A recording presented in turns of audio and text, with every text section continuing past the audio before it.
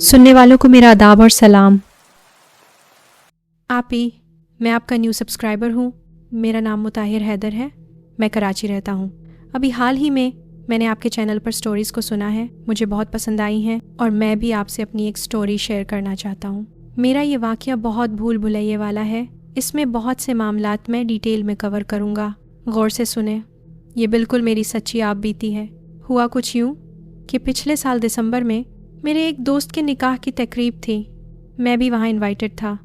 उसका घर क्लिफ्टन ब्लॉक 2 में था, जबकि मेरा घर गुलिस्तान जौहर में था। तकरीब के बाद मैं क्लिफ्टन ब्लॉक 2 से अपनी गाड़ी लेकर निकल पड़ा। रात का 1 बज रहा था। सड़कें खाली थीं।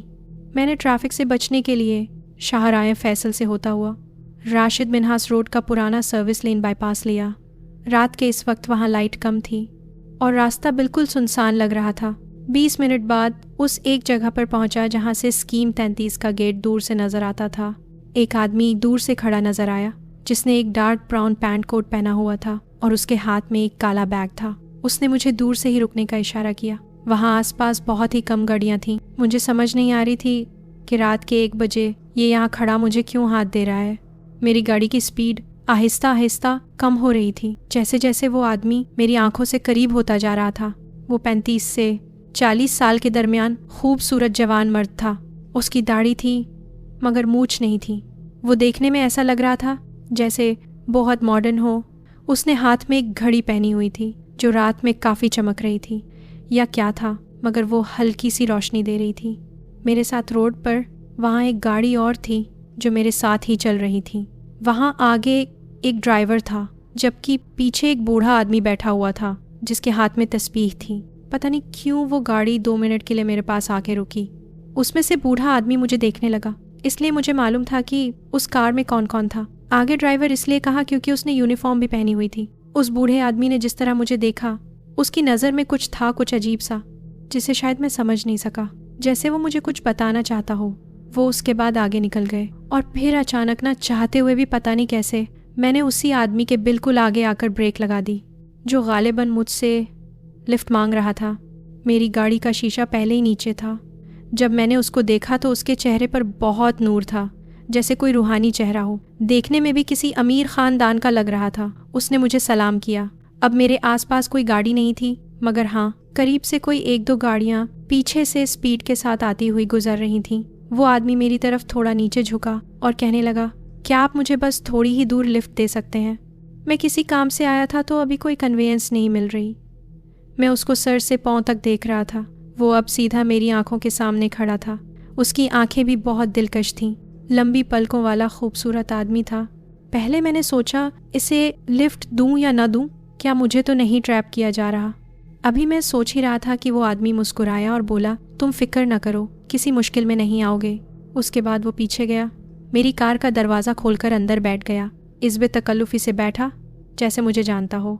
अब मेरी गाड़ी में हीटर ऑन था, मगर मैंने महसूस किया जैसे ही वो आदमी गाड़ी के अंदर बैठा है तो गाड़ी का टेम्परेचर बहुत कम हो गया, जैसे हीटर ने काम करना बंद कर दिया हो, और अंदर ठंड लगने लगी मुझे। हालांकि कराची में इतनी सर्दी नहीं पड़ती अगर पंजाब और बाकी पाकिस्तान के इलाकों से कंपेयर किया जाए। मुझे वैसे ही ठंड ज़्यादा लगती थी अगर कभी मौसम थोड़ा सा ठंडा हो जाए या हवा चलने लगे। अब गाड़ी के अंदर वो आदमी बैठा है। मैं थोड़ा कन्फ्यूजन के साथ गाड़ी चला रहा था। मुझे एक बात याद आई, गाड़ी के तो सभी दरवाजे बंद थे जब मैं बैठा, तो फिर ये मेरे बिल्कुल पीछे वाली सीट का डोर कैसे खुला रह गया, ये मुझे समझ नहीं आ रहा था। फिर मैं कार ड्राइव करने लगा। उस आदमी ने बोलना शुरू किया, मेरा नाम मोहम्मद फैसल है और मैं अभी 2 दिन पहले दुबई से आया था। उसके बात करने का अंदाज इतना खूबसूरत और पुरकशिश था कि मैं भी जल्द ही उसके साथ बातों में लग गया। जैसे अगर आपका किसी के साथ मिजाज मिल जाए तो फिर आप उस इंसान की कंपनी को एंजॉय करते हैं। यही मेरे साथ हुआ। मैंने सुना कि मुझे उसकी घड़ी की किसी चीज़ से टकराने की आवाज़ मुसलसल आ रही थी। मैं गाड़ी चला रहा था। रास्ता बहुत सुनसान था। अब उसको 10 से 12 मिनट गाड़ी में बैठे हो चुके थे। साथ साथ पुराने मकानात, खाली प्लाट और बीच में एक छोटा कब्रिस्तान भी आया। वहाँ से मैं जा रहा था।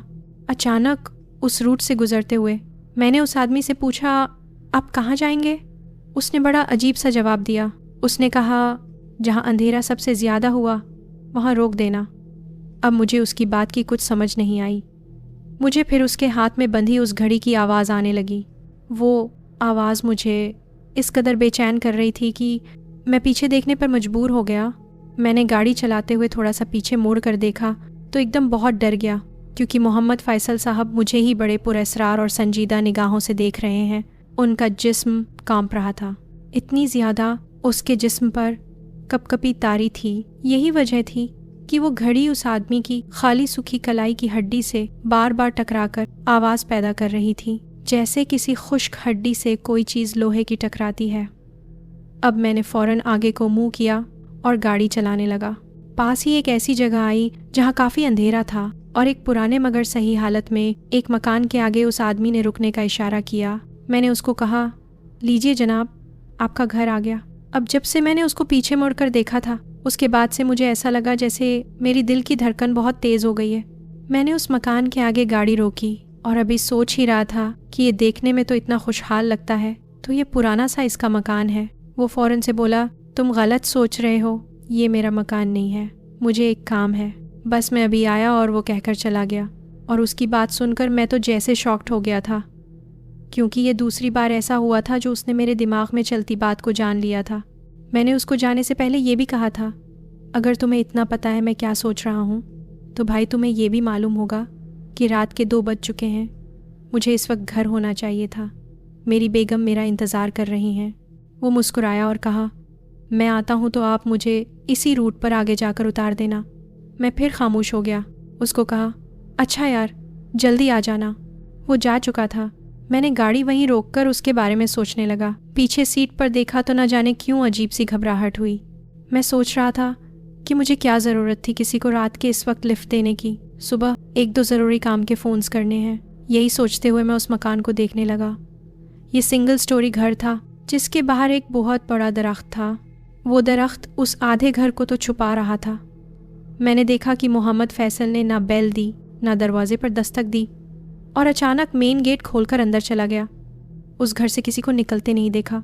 अब मैंने ये महसूस किया कि जैसे ही ये आदमी गाड़ी से उतरा है तो गाड़ी का हीटर बिल्कुल वैसे ही काम कर रहा है जैसे उस आदमी के बैठने से पहले काम कर रहा था। मैंने सोचा कोई ख़राबी हो गई होगी। अब खुद से ठीक हो गया। ठीक 7 मिनट के बाद मोहम्मद फैसल गाड़ी में आकर बैठा। इस बार उसका वो काला बैग उसके हाथ में नहीं था। अब मैंने गाड़ी चला दी। ना उसने मुझसे अब कोई बात की और ना मैंने उससे कुछ कहा। मैं काफ़ी थक चुका था, बस खामोशी से गाड़ी चलाने लगा। अब मैं राशिद मिन्हास रोड से गुजर रहा था। रास्ता बहुत सुनसान था। रात के 2:30 का वक्त था। पता नहीं इतना लंबा तो रास्ता था नहीं, मगर मुझे क्यों इतनी देर लग रही थी। उस आदमी के साथ बैठे ऐसा लग रहा था जैसे जो रूट मैं 15 मिनट में तय करता था वो अब मुझे आधा घंटा लग रहा था। मेरी स्पीड पता नहीं क्यों स्लो थी। अब राशिद मिन्हास रोड से सर्विस लेन आते ही उसने कहा, मुझे यहाँ उतार दीजिए। वो उतर गया। मैंने भी शुक्र अदा किया। जान छूटी। मैं सच में ड्राइव करते हुए बहुत थक चुका था। वो कहाँ जा रहा है कहाँ नहीं मैंने कुछ नहीं पूछा और उसने मुझे शुक्रिया कहा और बाएं जानिब पर दूर चलता गया। मेरी नज़रों से ओझल हो गया। अब मेरा घर भी करीब था। मैंने महसूस किया मेरी गाड़ी की रफ्तार भी सही हो गई है। उसका हीटर भी सही काम कर रहा है। सबसे अजीब बात जो मैं बताना भूल गया था कि जब से वो आदमी मेरी गाड़ी में बैठा था मुझे ये बहुत भारी महसूस हो रही थी, मगर उसके जाते ही सब ठीक हो गया। मगर मेरी गाड़ी से वो खुशबू जो उस आदमी ने लगाई हुई थी नहीं गई थी। ऐसी खुशबू थी कि इंसान को मदहोश कर दे। अब मेरा सारा ध्यान बेगम की तरफ था और इतने में मेरे मोबाइल पर फ़ोन की घंटी बजने लगी। फ़ोन उठाया तो दूसरी तरफ बेगम थी। उसने कहा कि मैं पिछले 1 घंटे से आपको कॉल्स कर रही हूँ, मगर आप फ़ोन नहीं उठा रहे। रात इतनी हो चुकी है। आपके दोस्त के घर से मालूम किया तो उसने कहा कि आप तो 1 बजे के निकल चुके हैं। अब तो 3 बज रहे हैं। इतना लंबा तो रास्ता नहीं है। मुझे और अम्मी को अजीब अजीब से ख्यालात आ रहे थे कि कहीं कोई हादसा ना हो गया हो। ऊपर से कराची के हालात। मैंने बस इतना कहा कि मैं खैरियत से हूँ, बस घर पहुँच रहा हूँ। ये कहकर मैंने फ़ोन जैसे ही चेक किया तो मेरी बीवी की 30 मिस्ड कॉल्स आई हुई थीं। फ़ोन के सिग्नल पूरे थे, उसकी बैटरी पूरी थी, कोई कनेक्शन का इशू नहीं था, और सबसे अहम बात ये कि मैंने आज तक कभी अपना फ़ोन साइलेंट पर नहीं लगाया था। तो फिर मैं सोचकर हैरान हो रहा था کہ مجھے اپنے گھر والوں کی 30 مسڈ کالز میں سے ایک کی بھی آواز کیوں نہیں آئی۔ اب میں اسٹیڈیم روڈ سے ہوتا ہوا کارساز کے تھرو گلستان جوہر کے ریزیڈینشل بلاکس میں داخل ہو چکا تھا۔ اس دوران میرا جتنا بھی راستہ طے ہوا وہ میں بتا نہیں سکتا۔ سردی میں پسینے چھوٹے ہوئے، اس قدر کہ ہاتھوں کی ہتھیلیاں بھی پسینے سے بھری ہوئی تھیں۔ میں اب 15 منٹ بعد گھر آیا تو رات کے وقت ہمارا کتا سو رہا ہوتا ہے، اس نے بھونکنا شروع کر دیا۔ وہ کبھی بھی اتنی رات کو نہیں جاگا تھا۔ میں گھر آیا تو امی کا پریشانی سے برا حال تھا۔ گھر میں میری بیگم اور امی تھیں، جبکہ دونوں بچے کمرے میں سو رہے تھے۔ ابا تو اللہ کو پیارے ہو چکے تھے۔ امی میرے ساتھ ہی رہتی تھیں۔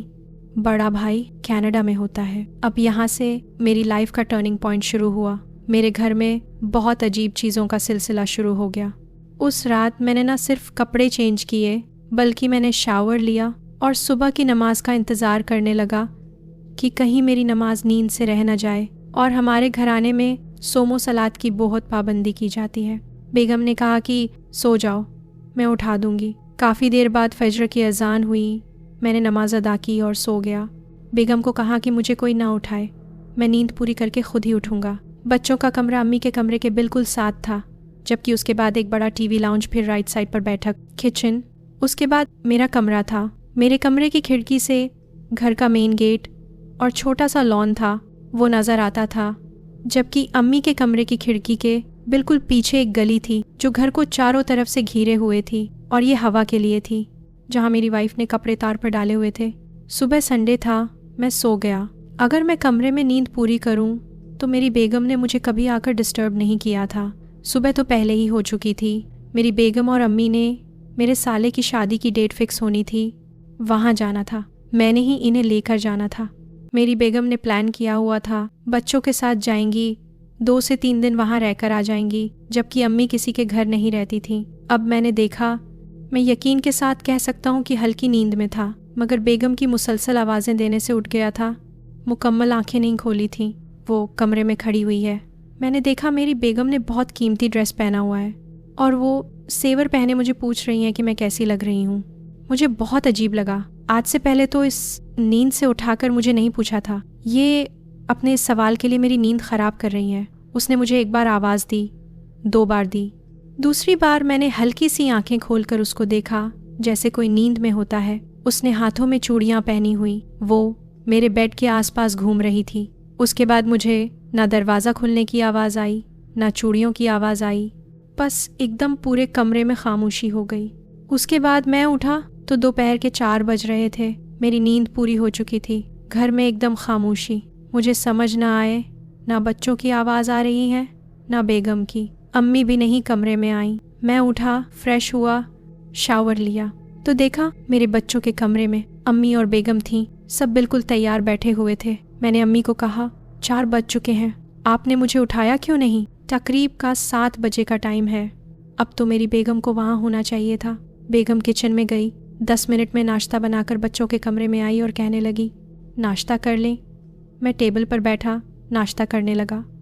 میں نے بیگم کو دیکھا، وہ مکمل تیار تھی۔ میں نے کہا کہ یہ فیروزی سوٹ پہنو گی؟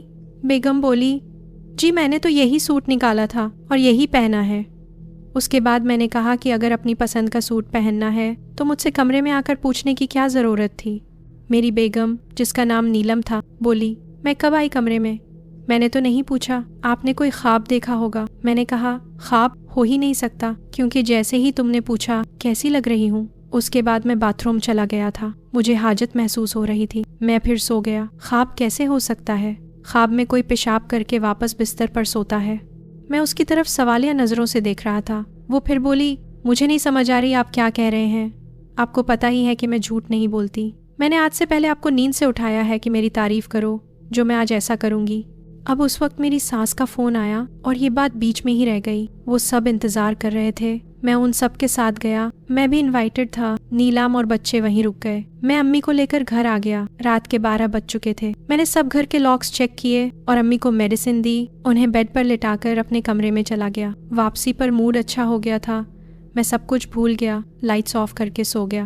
इतने में उसी रात मुझे किचन से आवाज़ आई कि जैसे कोई बर्तनों का शोर कर रहा है। मैं उठा देखा तो अम्मी किचन में पानी पी रही थी। मैंने कहा, अम्मी मुझे फ़ोन कर देती, मैं आपके कमरे में पानी ले आता। आप सर्दी में पानी पीने आई हैं। उनका चेहरा आगे को था और मुझे उनके सफ़ेद बाल नज़र आ रहे थे। उसके बाद मैं आगे आया, बोला, अम्मी आपको कमरे तक छोड़ देता हूँ। अम्मी ने कहा, मैं चली जाऊँगी। मैंने कहा, नहीं अम्मी, आप कहीं गिर न जाएं, मैं आपको छोड़ देता हूँ। अब मैं आम तौर पर अम्मी का हाथ पकड़ के उनको लेके जाता हूँ। अभी अम्मी ने मुझे हाथ नहीं दिया और जल्दी से अपना हाथ पीछे कमर तक ले गई।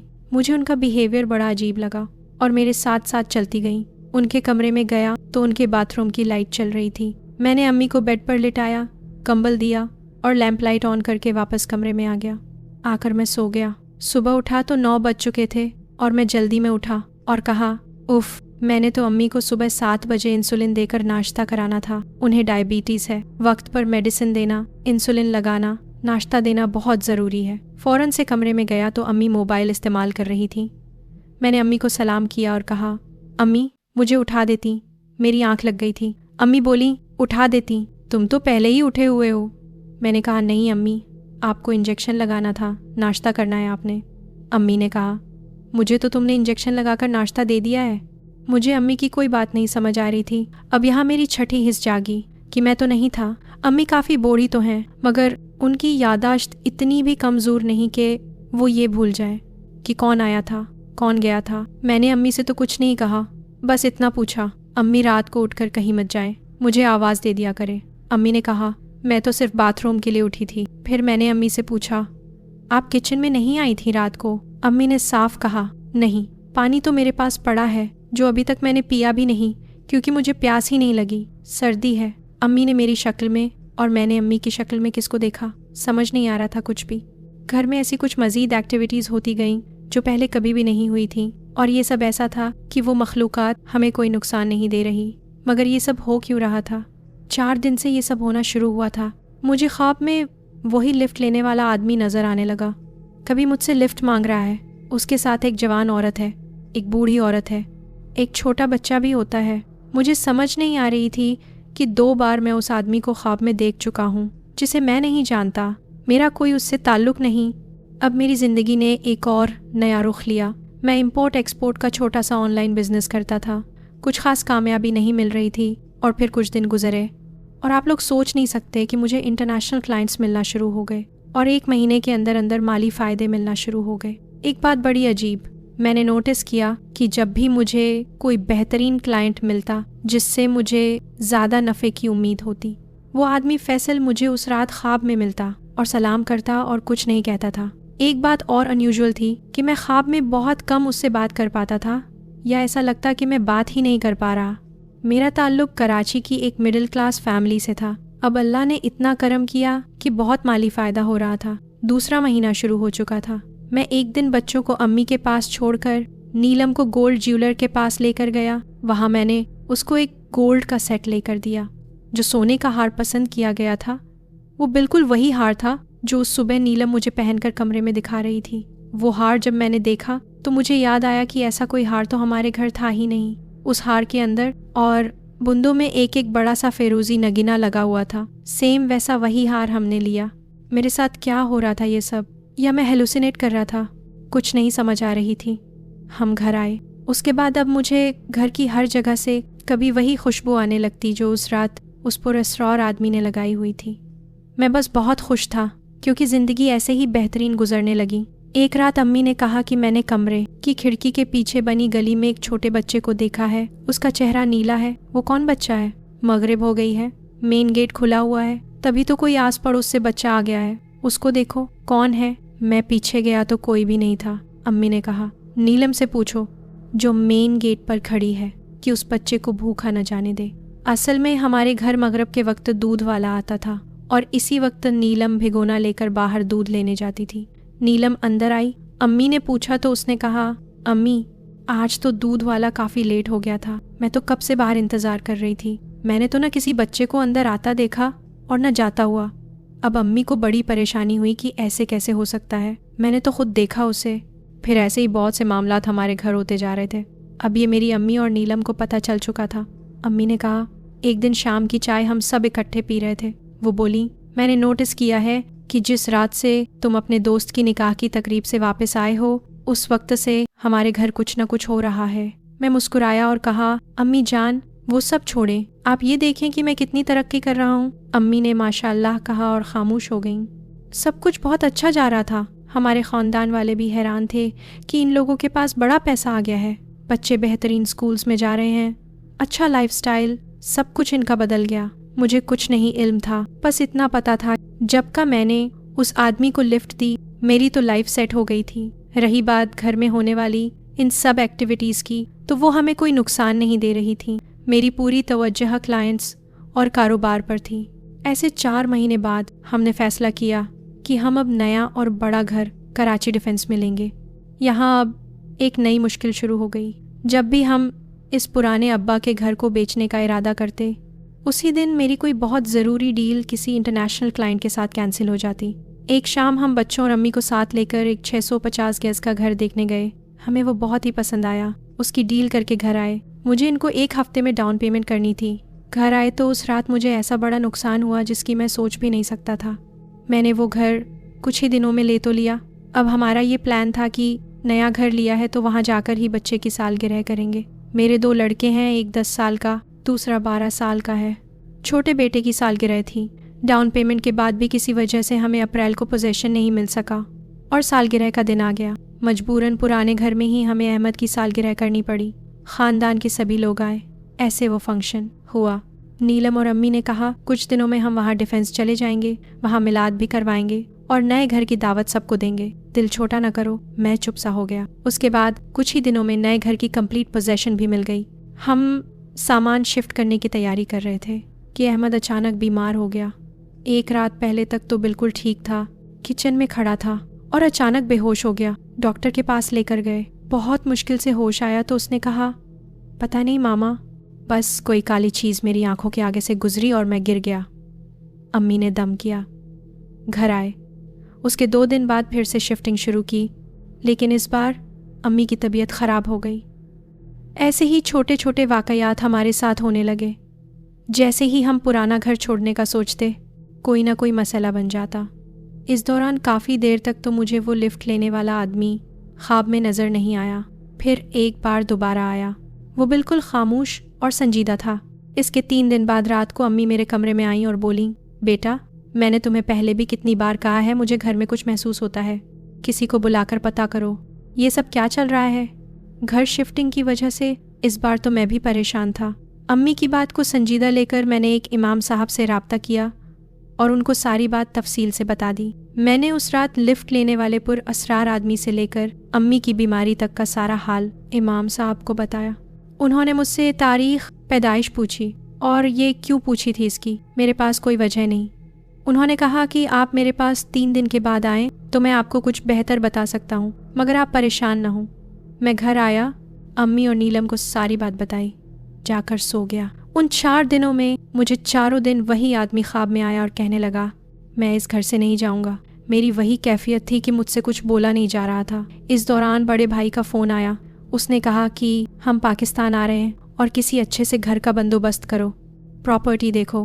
ان کا ارادہ کراچی میں گھر لینے کا تھا۔ میں نے اچھا کہہ دیا اور ایسے 4 دن گزرے۔ مجھے لگاتار وہی لفٹ لینے والا پراسرار مرد خواب میں 4 دن نظر آیا۔ بس یہی کہا جو آپ کو بتایا، میں اس گھر سے نہیں جاؤں گا۔ اگلی صبح شام کو میں عالم صاحب کے پاس گیا۔ انہوں نے مجھے کچھ تفصیل سے باتیں بتائیں، ان میں جو قابل ذکر ہیں ان کا میں آپ کو بتا رہا ہوں۔ سب سے پہلے انہوں نے کہا کہ آپ کو اس رات جو پر اسرار آدمی ملا تھا وہ ایک نیک جن ہے جس کا نام فیصل ہے۔ اس رات آپ کے ہاتھوں سے گوشت کی خوشبو آ رہی تھی اور آپ رات کو ڈرائیو کر رہے تھے، تو یہ اسی خوشبو سے متاثر ہو کر آپ کے پاس آیا۔ مجھے یاد آیا کہ اس رات جب گاڑی میں ہیٹر آن تھا، گاڑی کے سب شیشے بند تھے۔ مجھے سگریٹ پینے کی ایک بہت بری عادت ہے۔ کبھی کبھی میں باہر ہوتا ہوں تو امی سے چھپ کر پی لیتا ہوں۔ اسی رات سگریٹ پیتے ہوئے میں نے اپنی طرف والا گاڑی کا شیشہ کھولا ہوا تھا اور میں جس ویران جگہ سے گزر رہا تھا وہاں مجھے فیصل ملا تھا۔ سنا تھا وہاں پولیس بھی آئی تھی، اس جگہ کوئی حادثہ ہوا تھا، کسی کا مرڈر ہوا تھا۔ یہ والی بات مجھے عالم صاحب نے نہیں بتائی تھی، بلکہ یہ میں نے اس گھر کا کسی سے پتہ کروایا تو یہ معلوم ہوا۔ یہ معاملہ انویسٹیگیٹ تو ہوا، قتل کرنے والے لوگ بھی پکڑے گئے، بتانا کا مقصد صرف اتنا ہے کہ یہ جن کبھی انسانوں کی مدد بھی کرتے ہیں۔ میرا تو اس کے ساتھ کوئی کنیکشن ہی نہیں تھا۔ بات صرف یہ تھی، میرے دوست کی نکاح کی تقریب سے جب میں لوٹا تو وہاں گوشت پکا ہوا تھا اور میں نے جلدی میں بس ٹیشو پیپر سے ہاتھ صاف کر لیے تھے۔ سب سے مل کر ایسے ہی گاڑی میں آ کر بیٹھ گیا تھا۔ وہاں کہیں راستے میں ویرانے سے گزرتے ہوئے یہ میرے ہاتھوں سے آئی گوشت کی خوشبو سے میرے قریب آیا۔ یہ تو آدھا معاملہ حل ہوا تھا۔ اب میں نے عالم صاحب سے پوچھا، یہ سب باتیں تو مجھے سمجھ آ گئی ہیں، مگر اس کے بعد میرے گھر میں جو پیرانارمل معاملات چل رہے ہیں ان کا ان سب سے کیا واسطہ ہے؟ پھر عالم صاحب بولے، تم گھر آئے، تمہارے اندر اس جن کو کیا اچھا لگا، وہ اپنی فیملی کے ساتھ ہی تمہارے گھر میں شفٹ ہو چکا ہے، تمہارے گھر کی چھت پر رہتا ہے، اس کی فیملی ہے جس میں اس کی بیوی، ماں اور ایک چھوٹا بچہ ہے۔ تمہارا گھر پسند آ گیا ہے اور بدلے میں وہی تو تمہیں مالی فائدے دے رہا ہے، مگر جب تم نئے گھر میں جانے کی بات کرتے ہو تو یہ بات اس کو ناپسند ہے۔ وہ نہ تو خود اس گھر سے جائیں گے اور نہیں چاہتے ہیں کہ آپ لوگ یہاں سے جائیں اور نہ کوئی اور فیملی آئے، اس لیے جب بھی آپ شفٹ ہونے کی بات کرتے ہو تو یا تو آپ کو کوئی فائنینشیل لاس ہو جاتا ہے یا پھر آپ کے گھر میں کوئی بیمار ہو جاتا ہے۔ میں نے کہا، اب کیا ساری زندگی میں اسی گھر میں رہوں گا؟ وہ بولے، آپ لوگوں کو جانا ہے تو جا سکتے ہیں، مگر اس کے ساتھ آپ کو پہلے کچھ بات چیت کرنی ہوگی۔ انہوں نے مزید رکنے کا کہا۔ اس کو میں بلاتا ہوں۔ اب یہ سب باتیں مسجد کے ایک کمرے میں ہو رہی تھیں۔ وہ اور میں بیٹھے ہیں، بیچ میں پردہ تھا، عالم صاحب میرے سامنے تھے۔ اب انہوں نے بات شروع کی میرے ساتھ والی خالی جگہ سے، مگر بیچ میں ایک پردہ تھا، میں تو عالم صاحب کو ہی دیکھ رہا تھا۔ انہوں نے کچھ سوال کیے، ان کو کیا جواب مل رہے ہیں، پردے کے دوسری طرف کیا چل رہا ہے، میں نے کسی کو نہ دیکھا نہ کچھ محسوس کیا۔ عالم صاحب بولے، وہ آ گیا ہے، یہاں بیٹھا ہے، کہہ رہا ہے یہ لوگ چلے جائیں، مگر اس گھر میں کوئی اور دوسری فیملی نہیں آئے گی، نہ ہم اس گھر سے نکلیں گے نہ یہ گھر بکے گا۔ یہ اس کی شرطیں تھیں۔ میں بھی مان گیا کیونکہ مجھے پیسہ چاہیے۔ کون نہیں چاہتا کہ اس کے حالات بہتر ہو جائیں؟ ہاں، سب اللہ کے حکم سے ہوتا ہے، تو کوئی بھی انسان اپنے ہاتھ سے اپنا مالی فائدہ کبھی ختم نہیں کرے گا۔ اس لیے میں نے اس بات کو منتخب کیا کہ ہم سب نئے گھر شفٹ ہو جائیں۔ ابا کا یہ مکان ایسے ہی ساری زندگی رہے گا۔ میں نے وہاں بیٹھے اس کا شکریہ بھی ادا کیا۔ اس کے بعد وہ ملاقات ختم ہوئی۔ گھر آیا، میں بہت خوش تھا کہ میں امیر ہو گیا، مگر گھر والی بات امی اور نیلم کو بتا دوں تو بھائی کو کیسے کنونس کروں گا؟ وہ یہ نہ سوچے کہ ابا کے گھر پر میں اپنا قبضہ کرنا چاہتا ہوں۔ اس لیے گھر آ کر امی اور نیلم سے مشورہ کیا تو انہوں نے کہا کہ معاملہ اب ساری زندگی کا ہے، تو بہتر یہی ہے کہ بھائی کو بتا دیا جائے۔ بھائی کی نیکسٹ ویک فلائٹ تھی۔ ایسے ان کے آنے سے پہلے ہم نئے گھر میں شفٹ ہو گئے۔ نئے گھر میں بھائی آئے، سارے خاندان والے آئے۔ انہوں نے پاکستان 4 ہفتے رہنا تھا۔ ان کے 3 بچے ہیں۔ ہمارے درمیان یہ ڈیسائیڈ ہوا کہ ڈیفینس والا گھر ہم دونوں بھائیوں کے نام ہوگا اور ابا کے گھر کو کبھی کوئی نہیں ہاتھ لگائے گا۔ بڑے بھائی کو تو ان سب باتوں پر یقین ہی نہیں آ رہا تھا۔ پھر امی نے ساری حقیقت بتائی۔ اب جب میں سوچتا ہوں تو ساری اس رات کی کیفیت سمجھ آتی ہے کیوں گاڑی میری بھاری تھی۔ ہیٹر نے کام کرنا چھوڑ دیا تھا۔ کیسے اس کی گھڑی اس کی کلائی کی ہڈی سے بار بار ٹکرانے کی آواز آ رہی تھی۔ میرے کمرے میں جو مجھے میری بیوی کی شکل میں عورت نظر آئی، میری امی کو بچہ نظر آیا، کچن میں پانی پیتی وہ امی کی شکل والی عورت، فیصل کا بار بار میرے خواب میں آنا، یہ سب کڑیوں سے کڑیاں ملتی گئیں۔ امام صاحب نے ایک بات اور کہی، جیسے آپ نماز کے پابند ہیں ویسے ہی وہ بھی آپ کے جیسے لوگ ہیں۔ یہاں آپ لوگ عبادت کرتے ہیں، اسی وقت وہ بھی عبادت کر رہے ہوتے ہیں۔ اس گھر میں جب تک ہم رہے، اس رات کے بعد مجھے اکثر قرآن پاک کی تلاوت کرنے کی آواز اپنی چھت سے آیا کرتی تھی۔ ایک بات میں کلیئر کر دوں، جب میں نے اس گھر کا پتہ کروایا تو یہ بھی معلوم ہوا کہ وہ گھر بیچارے قتل ہونے والی آدمی کا تھا۔ اس کے علاوہ مجھے جو کچھ معلوم ہوا وہ عالم صاحب نے بتایا اور اس قتل کی انہوں نے تصدیق بھی کی، جبکہ میں نے ان کو کچھ نہیں بتایا تھا۔ اب اس جن سے اس مرنے والے آدمی کا کیا کنیکشن تھا، یہ بات مجھ کو عالم صاحب نے بتائی کہ مجھ سے پہلے یہ اس مرنے والے آدمی کے ساتھ رہتا تھا جو اب میرے ساتھ آ چکا ہے۔ مجھ سے پہلے یہ اس کو مالی فائدے پہنچاتا رہا۔ اسی نے اس کی بیوی تک اس آدمی کے پیسوں کا بیگ پہنچایا جو دبئی سے واپس پاکستان آیا اور آتے ہی مارا گیا۔ اس کا قتل کیسے ہوا، یہ جن حادثے کے وقت کہاں تھا، کیا ہوا، مجھ کو اتنی ڈیٹیل کا نہیں پتہ چل سکا۔ عالم صاحب نے کہا کہ اس نے کسی نہ کسی کے ساتھ رہنا ہی ہے، یہ صرف نیک انسان چنتا ہے۔ یہ سب میری زندگی کے سچے معاملات اور واقعات ہیں۔ اس ایک سفر نے کیسے میری ساری قسمت ہی بدل ڈالی۔ اب میں کراچی ڈیفنس میں رہتا ہوں، سال میں 3 مہینے کینیڈا جاتا ہوں۔ الحمدللہ بہت اچھی اللہ نے زندگی دی، قسمت دی۔ لوگوں کو شاید جنات سے ڈر لگتا ہے اور خوف محسوس ہوتا ہے، مگر میں تو ان جنات کا اللہ کے بعد شکر ادا کرتا ہوں۔ اب میرا بزنس بڑھ گیا ہے، بڑے بھائی بھی میرے ساتھ ہوتے ہیں۔ یہ میری سچی کہانی تھی، آپ بھی ضرور سنائیے گا۔ باقی یہ کہ آپ کا چینل مجھے بہت اچھا لگتا ہے۔ آپ کے سب لسنرز کے لیے دعا، اللہ سب کو سب خوشیاں نصیب کرے، آمین۔ اللہ حافظ۔